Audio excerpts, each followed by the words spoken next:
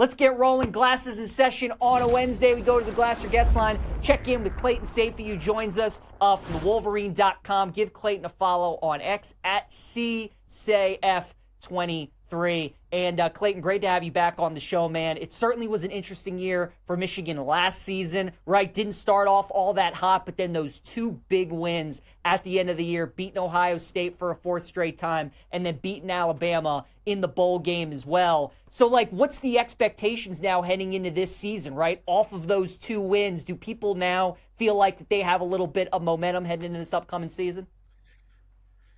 Yeah, well, first of all, with the topics on the show, I feel like there's a joke in there somewhere of Michigan, Cowboys. Maybe you'll talk Yankees and Lakers later, but a couple blue blood type of teams that maybe didn't live up to expectations last year. But yeah, it's interesting. I think expectations changed for what this Michigan team could be this season. At the end of last year, they land Bryce Underwood. A few days later, they beat Northwestern handily on senior day, and then they go into Columbus when no one gave them a shot as 19.5-point underdogs, shock the entire college football world to beat Ohio State, and then do the same thing on New Year's Eve against Alabama, which was an incredible win considering most of Michigan's best players were out. So with Bryce Underwood in the fold, the number one overall recruit in the country, well, things are looking more up for Michigan because last year they had a great defense, especially at the end of the year. They had some good running backs. They didn't have maybe the firepower at wide receiver, but you had a great tight end. You were just missing the quarterback play. So a lot of talent departs.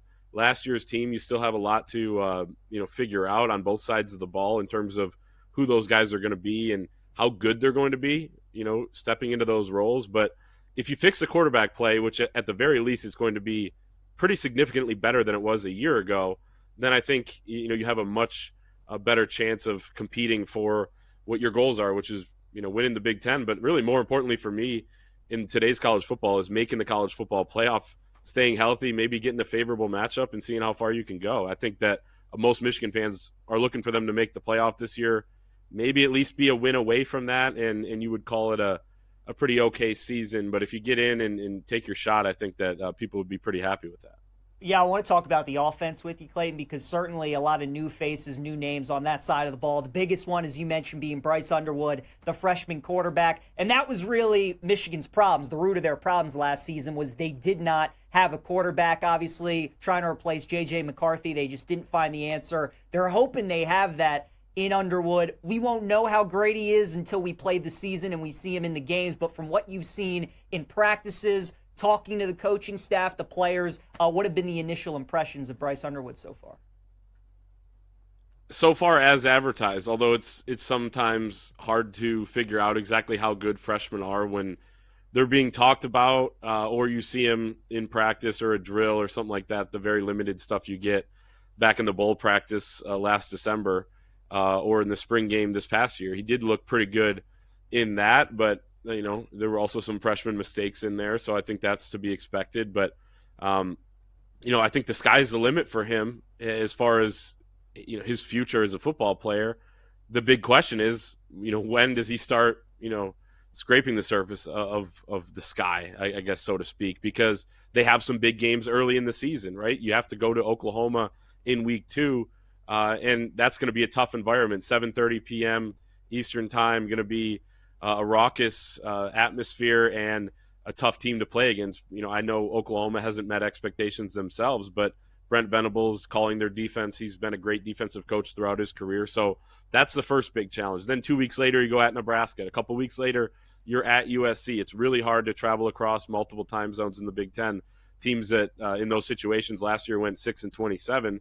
So you add in that being your first experience in college football, then it's going to be a challenge. But if it clicks right away, and, I think it'll be a breath of fresh air for Michigan fans that had to endure that offense last year. I think they had 4 games last season with under 100 yards passing. You were essentially playing games with one hand tied behind your back. So I think it's going to be much better.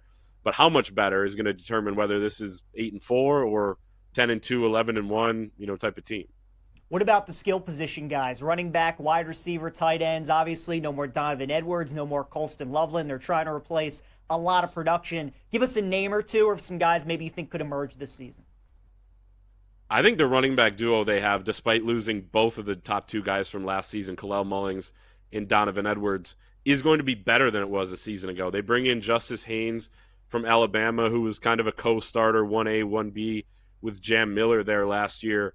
And then Jordan Marshall is a redshirt freshman who was hurt a lot of last season, but also wasn't going to earn that much time because of the guys that were in front of him. He broke out in the bowl game against Alabama. 100 yards. He forced 12 missed tackles. That was the most by a Michigan player in a game since 2022. Averaged over 3 yards after contact per rush, meaning the offensive line didn't help him out too much, but he was able to gain a ton of yardage and really help them win that game, essentially with being the only offensive player that had any production that game. So I like the running backs. I think that Donovan McCulley, Indiana transfer at wide receiver, is another name to know. But, the tight end spot is, that's a huge loss because he was the one safety blanket last year. No question. We're talking with Clayton Sayfie here on Send It In. Give him a follow on X, CSAF23, Wolverine.com. Clayton, let's talk about the other side of the ball, right? Because Michigan's defense the last 4 or 5 years has been awesome. This past year was no different. They did have some injuries. Will Johnson missed some time at corner, but Mason Graham, Kenneth Grant up front, they're going to have to replace those guys. How do you see that Michigan defense looking this year? Is it still going to be really good as it has been the last few years? Yeah, I think it has the potential to be. Now, whether it's really good or elite, that's a big difference, I think. And it remains to be seen exactly how they will turn out. But I think you have to have a ton of confidence right now in their coordinator, Wink Martindale, because of what he did at the end of last season when Will Johnson was injured. They had to move their starting nickel, Zeke Berry, outside to corner. They had to bring a safety down to nickel who hadn't played that position his entire career, and they pieced it together. They improved throughout the season despite having some of those injuries. And then what they did in the bowl game against Alabama, shutting down an offense that had all of their star players playing without your star players, Mason Graham, Kenneth Grant, Josiah Stewart, 3 top 100 NFL draft picks on the defensive line. That was a masterpiece, as was the Ohio State game, holding them to 10 points, a team that won the national championship. So first and foremost, it starts with that guy. Wink Martindale heading into his second year. Team is much more comfortable playing for him. I think he's much more comfortable at Michigan. But they absolutely prioritized replacing those D tackles, brought in some guys from the transfer portal. They feel like they have 6 guys at D tackle that can rotate through. They're all 296-plus pounds, so you're rotating in fresh, big bodies up front. Derek Moore, I think, is an edge rusher to watch in the Big Ten this year. And Rayshon Benny at D tackle is somebody that Michigan fans know about, but others don't because he only was backing up Mozzie Smith, Chris Jenkins, Mason Graham, and Kenneth Grant the last few years. He's a stud player that's made some big plays. I think people are going to know more about him by the end of the year. So there's still some star power there. Both inside linebackers are back. The safeties look really good. I expect it to be a top 10-ish defense in the country again. Vegas right now, Clayton, has Michigan's win total at 8.5. It's juiced to the over about -145. So they expect Michigan to go 9-3 for this upcoming season. Is that where you're at? Do you see 9-3, maybe even 10-2? Are you more so on the 8-4 side? How do you see the season playing out? I see 8-4 or 10-2 as the two likely scenarios. A lot of it's going to depend on how good Bryce Underwood is right away. How good the offensive line comes together, that's a major question mark. So I know that sounds weird to say, but when we had to make a prediction, I did go with 10-2. I like the schedule. I think it actually sets up a little bit nicer. Last year, they had a total gauntlet of a schedule. This year, you play some teams that are kind of boom or bust, like Michigan. You play Nebraska, USC, Wisconsin, Washington, Oklahoma, all teams that could go one way or the other in a given season. But I actually like the way that it sets up for Michigan, even though some of those games are on the road. So I went with 10-2, but I think that there's a wide range of possibilities. And probably in a given year, there are a wider range of possibilities.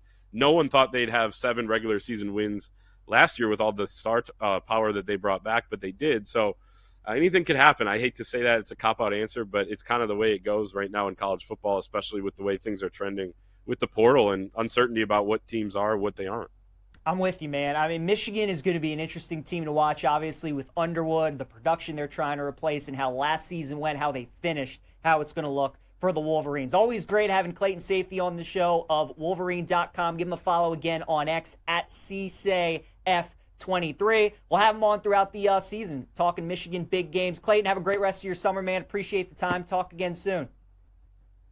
Thanks for having me. Appreciate it. Yeah, absolutely. All right, guys, let's continue talking Michigan here on Send It In. As Clayton was just bringing up the schedule, Sean will bring it up for you here. As you guys can see, going to play New Mexico week 1. That's going to be a win. But then you have that massive week 2 game early on in the season at Oklahoma. I love when we get games like this between two big brands that both really need that win, right? Brett Venables especially. You're at home against a big time team in Michigan who certainly has aspirations of getting to the college football playoff. You need to win that game if you're Oklahoma. But what a massive opportunity for Michigan early on in the season, and Bryce Underwood kind of putting himself in the national spotlight. That's going to be a fun one to watch. Then you got Central Michigan after that. That should be a win. Then comes that tricky game against Nebraska. We previewed the Cornhuskers yesterday. I told you guys how much I like Nebraska this upcoming season. That's going to be a tricky game. Then a bye week. Then you get Wisconsin and you get USC. Both the Badgers and USC are going to have bye weeks in those games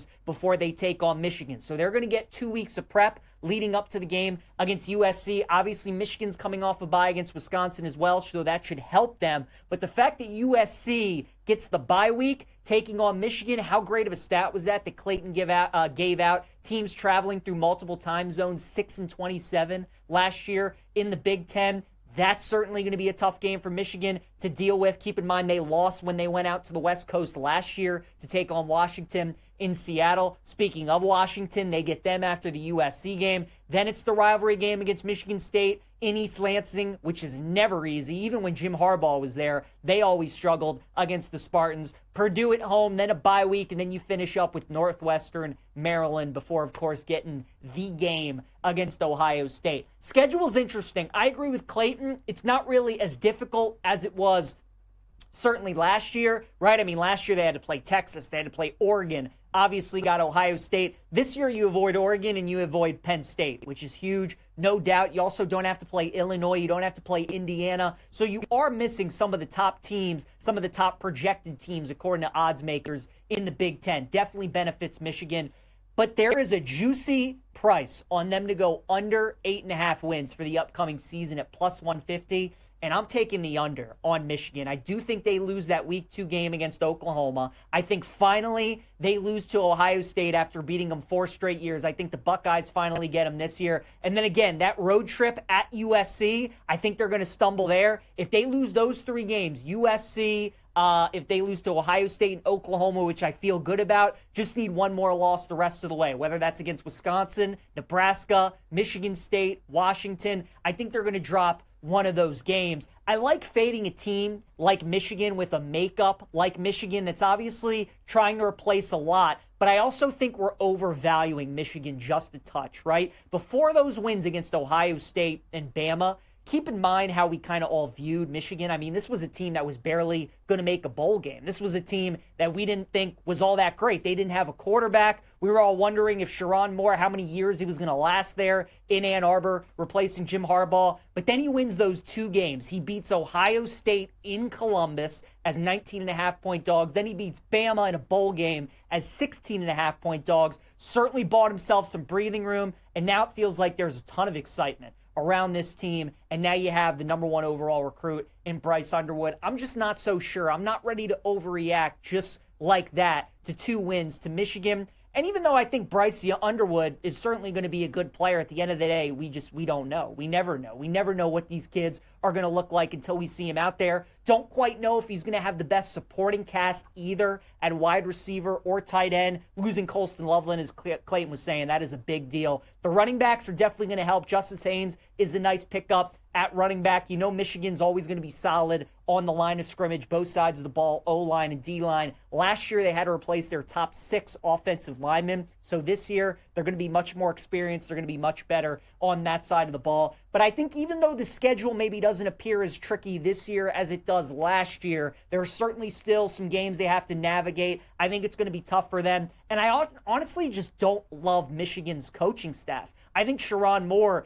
is towards the bottom half of coaches in the Big Ten in terms of head coaches, right? Got a lot of good head coaches in the Big Ten. Obviously, you got Dan Lanning, you got Ryan Day. We make fun of James Franklin, but he's still one of the top coaches in the Big Ten. Signetti, you have to give him his props for what he's done at Indiana. Kirk Ferentz has been at Iowa forever. Got a lot of good coaches in the Big Ten. I don't know if Sherrod Moore is necessarily one of the top ones. And Wink Martindale, Clayton was talking about him and the job that he did in some of the big games last season. Guys, as you know, I'm a Ravens fan. I'm very familiar with Wink Martindale and his defensive coordinator styles. There are certain games you'll love him. There are certain games where you're absolutely going to hate him. And when the game's on the line, he's always going to blitz. And I look at what some of the top offensive minds and coordinators did against him last year. Certainly what Sark in Texas did against Michigan last year. He was outclassed and outmanned a little bit. And with his defense not being as talented as it was last year, could get him into some trouble. So I like Michigan under 8.5 wins. I think they feel like an 8-4 team to me. I think the fact that you're getting them at plus 150 as well is a good number. So give me under 8.5 for Michigan for the upcoming season.